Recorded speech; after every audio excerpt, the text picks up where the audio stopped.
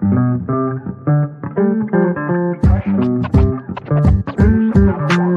to today's episode of Buildings Hub Live, where we spotlight the change makers and technologies leading the charge to electrify our built environment. On our podcast, we tackle the multifaceted issues facing building electrification, from space heating to water heaters to electric cooking and beyond. On today's episode, we'll hear from two companies doing the work on the ground to decarbonize and electrify communities in the Midwest and Northeast, as we sit down with Maria Cecilia Quiñones Peña, Senior Program Manager at Elevate, and Claire Doyle Dowd, Director of Policy and Community at Block Power. In today's conversation, we'll hear how they are leading the charge to weatherize, decarbonize, and electrify buildings across the United States.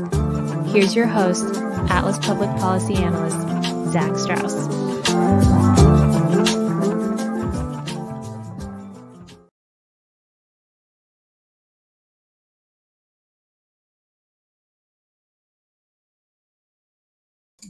There we go. Good afternoon, everyone, and welcome to the 5th episode of Buildings Hub Live. My name is Zach Strauss, Policy Analyst here at Atlas Public Policy, and I have the pleasure of being your host today. For today's episode, we'll sit down with representatives from two leading companies who are doing the work on the ground to weatherize, decarbonize, and electrify buildings across the United States. From financing to business models to market trajectories and beyond, we'll cover it all here today and more. But before we jump into our discussion today, a quick note on Buildings Hub. So here at Atlas, we manage a one-stop shop data analysis tool for building sector electrification called Buildings Hub. If you're interested in current fuel prices, state policies and funding programs, the current makeup of the U.S. housing stock, federal grants, we have you covered and a lot more. Check it out today. We'd love to have you join the Buildings Hub community. Now, for today's event, we're currently live on YouTube, LinkedIn, and Twitter, and we encourage our audience to send us over your questions, and we'll put them in as we go along. You can do so through the Q&A portal through our YouTube channel, and we look forward to hearing from you soon. It is now my distinct honor and pleasure to introduce our superstar speakers today. We are joined by none other than Maria Cecilia Quiñones Peña, Senior Project Manager at Elevate Energy, and Claire Doyle Dowd, Director of Policy and Community at Block Power. Welcome to the both of you, and thank you so much for being here on Buildings Hub Live. So we have a lot to cover in just about half an hour, so we're going to jump right into our conversation. So the first question is going to go to Maria. So it's great to have you here with us today. Thank you so much for joining on Buildings Hub Live. Just for the top level, could you lay out for our audience what your company's role is in the electrification and decarbonization space? What services do y'all provide? What markets do y'all work in? And what's y'all's overall mission? Yeah, sure. Thank you, Zach. Thank you for having me, and thank you, listeners, for listening. Like Zach said, my name is Maria. I work at Elevate. We're a national nonprofit, and we have a mission to make sure that everyone has access to clean and affordable power, heat, and water in their homes and communities. So we center equity in the climate conversation. What that looks like for us as it pertains specifically to electrification and decarbonization is effectively removing fossil fuels from buildings in our communities to reduce carbon emissions, help fight climate change, make our spaces healthier to live in, but specifically in single family homes and multifamily and nonprofit buildings in historically disinvested communities, and environmental justice communities and communities of color, primarily in the Midwest, but really all over the country. We are a group of policymakers, community organizers, researchers, engineers, the list goes on, with the goal of advocating for and implementing equitable electrification solutions in buildings that need them most. So we really tackle this challenge from all angles. Specifically through our building electrification program, we've actually electrified roughly 250 homes in the Midwest since 2020 and are hoping to electrify an additional 400 this year. Thank you so much. Really appreciate that overview. Over to Claire. Yeah, thanks. Great. Thank you, Zach, for the opportunity to be here. And Maria, it's a pleasure to be with you. Elevate is a great partner, and we salute your work. We also love Atlas and Buildings Hub at Block Power, and thank you for all of your work every single day. Block Power's mission is to reduce 30% of America's greenhouse gases while creating smarter, greener, and healthier buildings for all. Like Maria mentioned, for Elevate, Block Power has a focus on equity in all of our work. Block Power has helped thousands of low and moderate income building owners, tenants, and building managers in 24 states across New York State, California, Wisconsin, Massachusetts, to understand the unique possibilities of energy efficiency and renewable energy retrofits in their buildings. Block Power has successfully implemented electrification, solar, and other energy efficiency measures in 1,200 buildings to date. Block Power is really kind of a one-stop shop that we have towards building electrification. Our Block Maps mapping software tool enables cities and utilities to assess and develop solutions for building electrification. Block Power provides low-cost financing for building electrification. And our community engagement approach, which centers community involvement and equity, is an essential component of all of our work, as well as our work in workforce and the Civilian Climate Corps. Thank you so much. Hoping to dig deeper into that. We're going to stay with you, Claire, so learn more about Block Power and what you're doing, particularly about what you're doing to decarbonize buildings across the New York City metropolitan area, which is a very distinct buildings market. Lots of high-rise buildings, lots of older buildings. So what does that market look like for y'all in your work? And how does the recent municipal gas phase-out ordinance from the mayor, so the city of New York, maybe who people aren't out there who don't know, they've put an ordinance to decarbonize or remove gas for all new hookups, right, over the next several years, 5-10 years. So what does that look like for your work going forward in that area, Claire? Really great question. Yeah, so Block Power really wants to catapult the deployment of building electrification in New York City and New York State and really around the country. And Mayor Adams and Governor Hochul have been key leaders in this work. In New York City and New York State, the proposed, in the mayor's State of the State, which she recently announced banning gas hookups for newly constructed buildings but in 2025, that will allow Block Power, in addition to the mayor's gas ordinance ban, to really have incredible tailwinds for building electrification and the phase out of fossil fueled heating equipment. In New York City, we engage with building owners across the city in New York State to really take advantage of the policy tailwinds that are offered by the city and the state in building electrification. Now, when you pair that with the Inflation Reduction Act and the incredible leadership and rebates and other financing tools that will be available through the Inflation Reduction Act, you really have incredible stacked incentives for building owners and homeowners to take advantage of building electrification in 1, 2, 3 years and into the next decade. Block Power is able to, through our one-stop shop, really work with building owners to understand their building energy's use through our Block Maps software and to develop customized solutions that include incentives and low-cost financing to accelerate building electrification. Thank you very much. And for those of you who don't know, we're going to see some of those rebates and incentives and tax credits come into effect this year. So if you're a tenant, a homeowner, or a building owner out there, you keep your eyes out for those incentives because there are a lot to take advantage of. Now to pivot to Maria.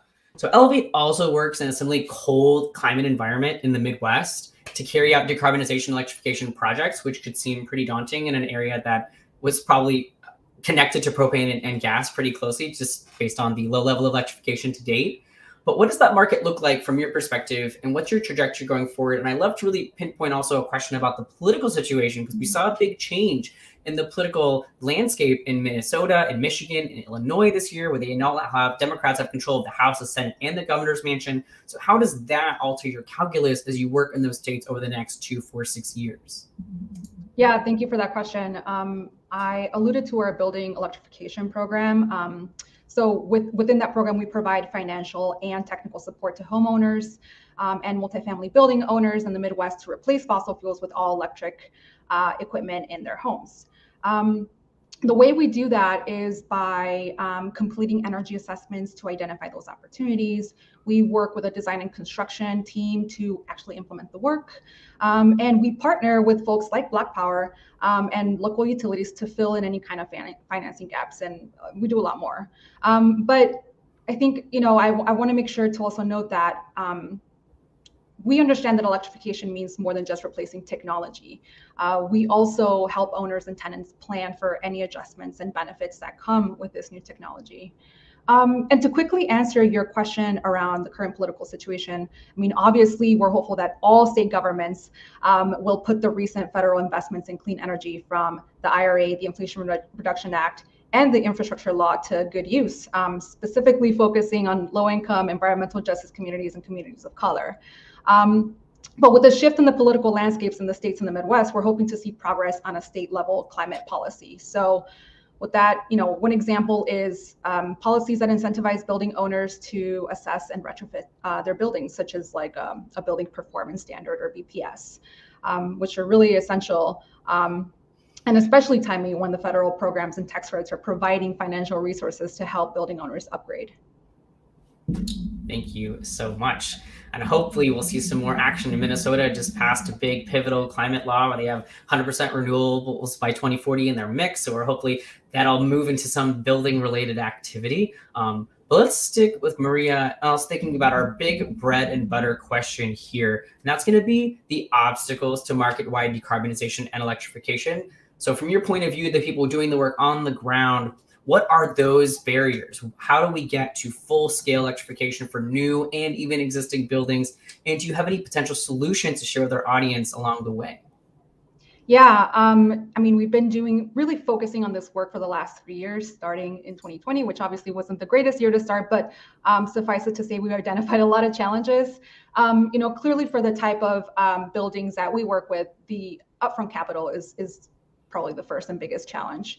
But I think it's also important to note that the ecosystem it takes to deploy this type of work is not currently diverse and generally does not represent the communities that we serve. So I want to kind of hone in on that being a challenge, the challenge of deploying scalable decarbonization in low-income communities must come with trust in the folks leading the transition. Another challenge is, as we know, full electrification of a building isn't just a quick retrofit, one-for-one type of installation work. It really requires, starting from the bottom, like bringing a building back to code, comprehensive design of these new systems, energy modeling, financial performance for the next 15 to 25 years. All of this is really critical for a successful project. And it's not that we can't overcome this obstacle. We have the tools and we've done it, we know how to do it, but it takes a lot of folks to do this and to do this quickly to meet the urgent need to scale this work. I also want to point out that electrification, at least in the Midwest, it doesn't always equate energy savings. It can actually result in increased electricity use and cost. So in the Midwest, we're finding ourselves replacing central natural gas boilers, previously paid by whoever the building owner is, replacing those with individual heat pumps. So we're effectively transferring the cost of both heating and cooling oftentimes where it previously did not exist, to tenants. So for us, this is effectively not acceptable, especially in subsidized affordable housing where utility allowances come into play. I also want to mention, the infamous split incentive issue in multi-tenant buildings. That's been an issue since energy efficiency has been a thing. But that issue is effectively when building owners or the folks paying for the upgrades don't receive the benefits of the upgrade. So this kind of complicates or can complicate the situation depending on the type of install. And last but not least, I want to point out too that we've experienced workforce availability to be a huge issue. Contractors in the Midwest are still suspicious of cold climate heat pumps and generally prefer to continue installing natural gas fired equipment. So we've got a little bit of growing to do, but I do think, the IRA is poised to relieve a lot of these challenges, including, subsidizing the cost of doing this work in low and middle income communities, as well as ramping up our workforce. So we're really excited to see what that looks like in practice. Wow, thank you very much. Those are really insightful challenges, and we hope that working together, all of us, all the stakeholders here today, but also everyone listening at home, can help us overcome those hurdles. Moving over to Claire, from your perspective in New York and in your markets, what are the biggest barriers that y'all have faced? Yeah, I think Maria really spoke so eloquently about some of these challenges. And I would, people are talking about the IRA as really kind of a market transformation moment. And that is true, but also a market transformation without equity as a key component is really not a whole cloth market transformation. And so that is will always be a centering point of our work at BlocPower. In terms of some of the barriers, that we hope to address, through our work at BlocPower, I agree with Maria about workforce. BlocPower has an incredible workforce program in New York City that has been stood up thanks to the mayor's office and the initiative of many partners with whom BlocPower is working with in New York City.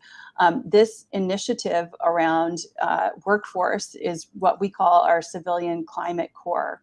And it is really a unique opportunity to bring in low-skilled, previously unemployed individuals into the clean energy market transformation. And in New York City, in that particular market, that begins with a social services component, and then various certifications and different pathways into on-the-job training and permanent placements. BlocPower has been able to place 400 individuals in our inaugural cohort of this program into permanent positions, which is an incredible achievement. And what is that? Why is that important? It's not only about creating, a clean energy pathway for folks, but that has an economic multiplier impact of that person having a full-time paying job that then their family and others derive benefit from. So workforce is one of the key market solutions that we're looking for in our deployment. I would also say that, again, BlocPower's BlockMaps program, which really allows communities, cities, utilities to use a unique software tool to understand their building stock, the current energy use, and to toggle among electrification solutions, can help those municipalities and their community-based organizations develop really efficient strategies around building decarbonization. So those are some of the solutions, barriers and solutions that we see that we're using at BlocPower. Thank you very much. Yeah, I hear workforce is the big one. It's something I hear from a lot of people, keeps them up at night. We hear from our geothermal partners, there are not enough drillers or certified installers to put drills in the ground. And that's probably true in magnitude for air source heat pumps because there are more of them. So thank you for that insight. I'd love to now just mention a call to our audience. If you have questions or anything you'd like to ask our speakers, so don't be shy. Go ahead and put them in the Q&A function at the bottom of your screen in the YouTube channel. And we like to get to them as we go along. So both of you mentioned equity as core components of your work when it comes to building electrification, but we want to dig deeper and sort of what does that look like specifically? How are you working to address inequities in this sector, particularly as it pertains to home health and perhaps affordability of project installation? Let's go to Maria. Yeah, thank you. I mean, as I mentioned, all of our work centers equity and looks at everything through the equity lens. In practice, this means focusing on people who rent, who are older or have lower incomes, people who are more likely to live in older buildings, disproportionately experience the effects of climate change, and are historically left behind in climate mitigation efforts. So they are who we call our primary stakeholders. We care about ensuring that we build trust with them through open and honest conversations, that we get their buy-in clearly, by clearly outlining the benefits of electrification, including adding cooling and ventilation in buildings that previously don't have them. We want to also ensure that we're not moving any of the cost of electrification onto them and placing the energy burden on them. And last but not least, we bring trusted partners to make these projects work. So we are really careful about vetting who we work with, and have our close-knit group of people that we trust, not just from a skill set, but also to be really to know how to engage with the communities that we serve. So we do all of this work by keeping, cultural, ethnic, racial, immigration status sensitivities at the top of mind. So to give you a couple of examples, that looks like communicating in diverse ways, whether it's flyers, phone calls, texts, emails, tabling events, and in multiple relevant languages. It looks like compensating tenants or residents for participating and providing feedback that helps us learn. It also looks like hosting culturally relevant cooking demonstrations using induction stoves, for example, since it's typically residents' first point of engagement with electrification. And of course, every building's needs and demographics are different, so we're adapting and learning as we go. Thank you very much. That was very insightful, especially the point about cooking. Food is the heart and soul of many people's lives, and I think that's an important segue also into their journey to electrification as well. I'd like to move over to Claire. How is Black Power centering equity? I know you have a really important social justice component where you help reintegrate returning citizens into your workforce. What else are you up to on that front? Yeah, sure. Maria, again, Black Power really loves to partner with organizations like Elevate that are really have equity as a center component of their work. And so what we are doing at Black Power is that we have our community advisory board tool, which is really that we're using in communities across the country, in San Jose and Ithaca and other communities. And this is a way of kind of building trust, which I think was really kind of a key point that Maria brought up, around culturally sensitive communication tools and communicating in a variety of languages. And those are some of the tools that really are center to our community advisory board work that we're doing. I also wanted just to kind of mention, that, we're talking about older buildings and low-income residents who have lived in affordable housing and multifamily housing buildings, for many times for many years, generations, decades. And there are incumbent issues around equity when you live in a building where you may not have choice about how the building owner maintains that building and about the impact that may have on yourself, with your health, with your children's health. And so the nexus really between health impact and building electrification is important. And we're looking at that in our work in Denver, Colorado. We have a really interesting partnership with the city and county in Denver, where we're looking at decarbonizing 200 multifamily homes. And as part of that, we're bringing in healthcare partners who are focusing on indoor air quality, because there is a correlation between asthma in buildings that have not had the appropriate upkeep and improvement in those buildings, and missed days at school or work due to that asthma. So our partnerships in Denver really are around that, building that connection between indoor air quality, building electrification, and having that be an equitable transformation in that community. Thank you very much. And stay tuned for our next episode of Buildings Hub Live, where we'll talk deeply about the intersection of public health and electrification. So thank you for providing that insight, Claire. So let's move on to our thornier topic. It's going to be costs. And an important sticking point for these tenants or landowners or property managers is going to be the cost of these projects. So how are Black Power and Elevate respectively supporting the financing of the projects, or otherwise supporting clients secure tax credits or other incentives that lower the upfront cost? So let's start with Maria. Yeah, thank you. I mean, cost is one of the biggest challenges.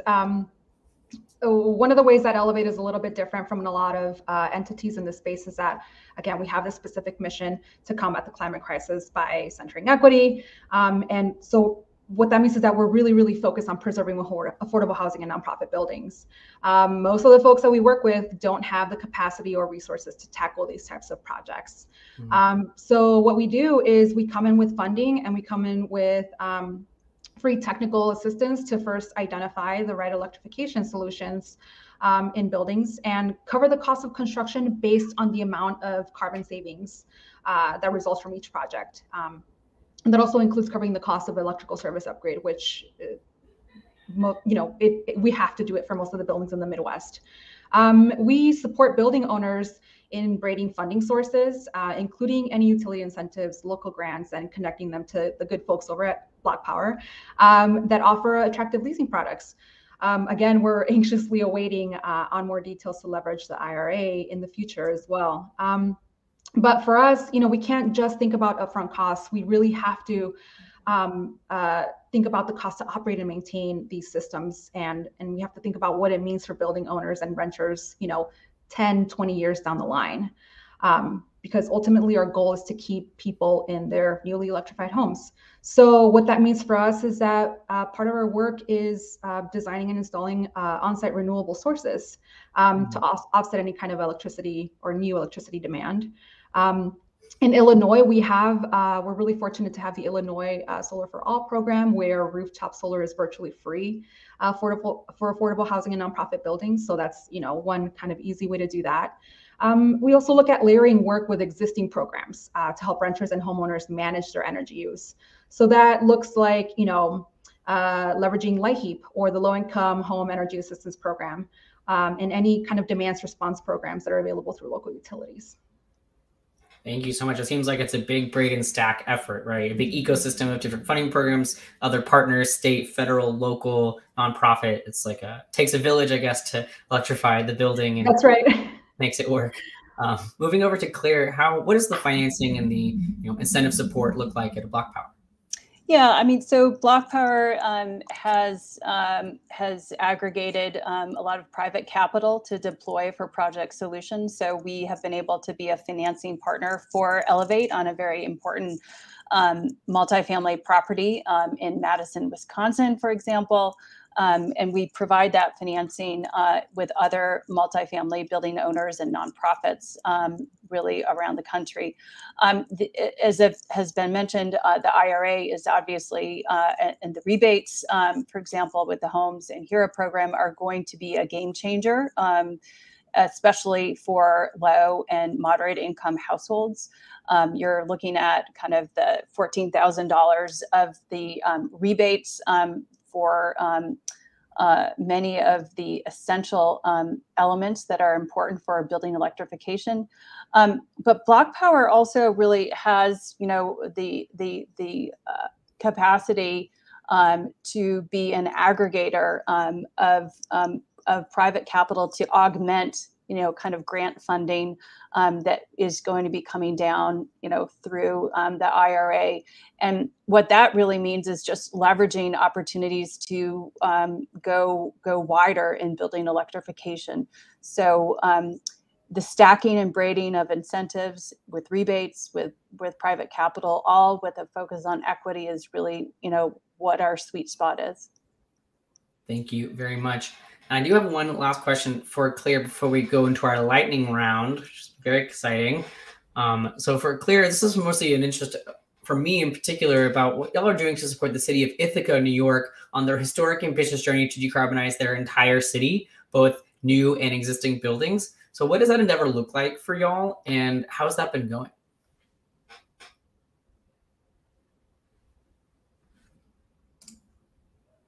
Oh. I believe Claire is, there we go. Oh, sorry. We missed you, but go ahead and start over. Yeah, quickly.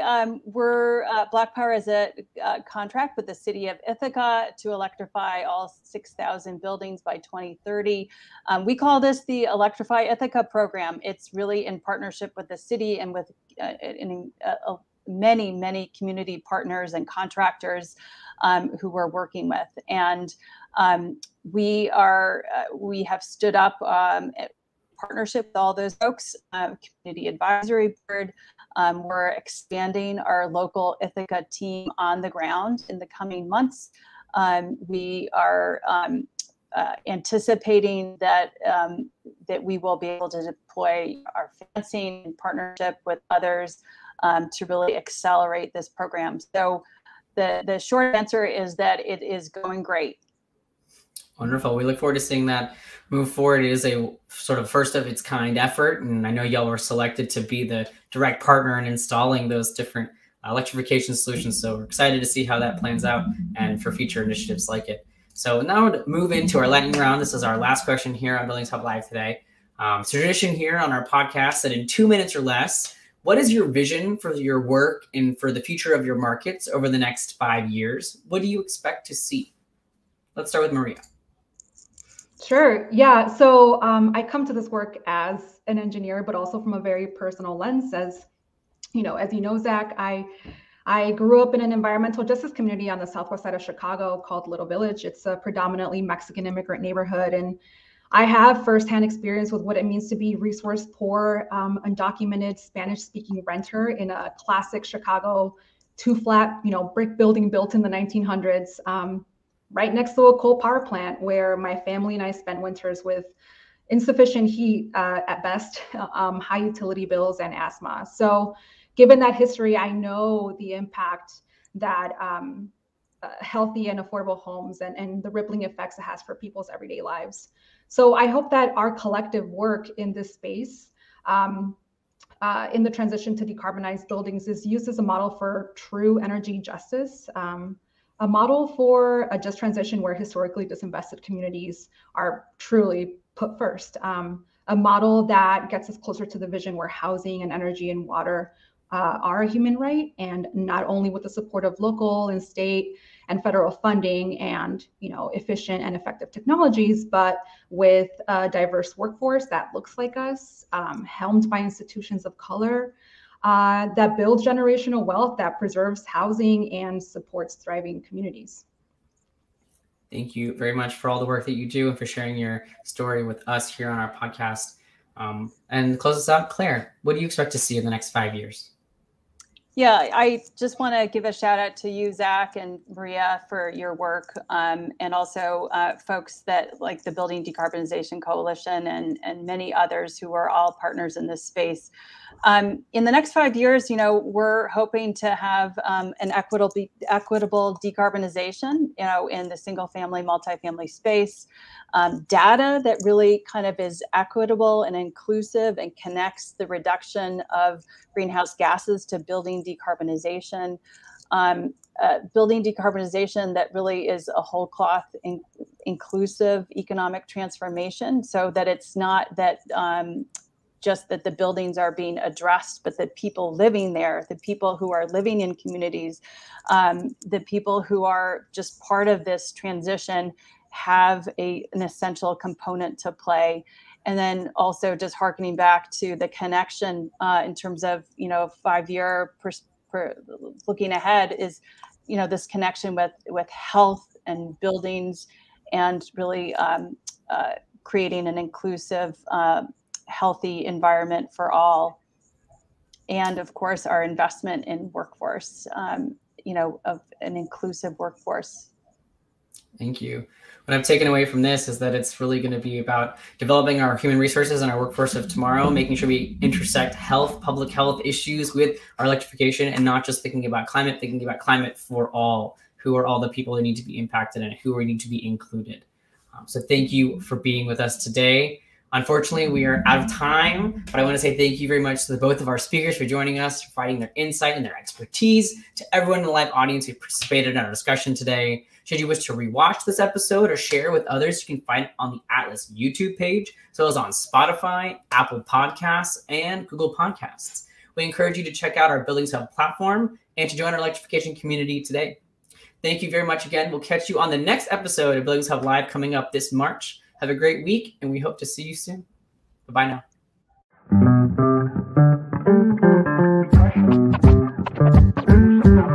We hope you enjoyed this episode of Buildings Hub Live. You can listen to this episode and all other installments of Buildings Hub Live on our Atlas YouTube channel. You can also find us on Spotify, Apple Podcasts, and Google Podcasts. If you're interested in additional content, check out our data, articles, and dashboards at atlasbuildingshub.com. Thanks for joining, and we'll catch you next time.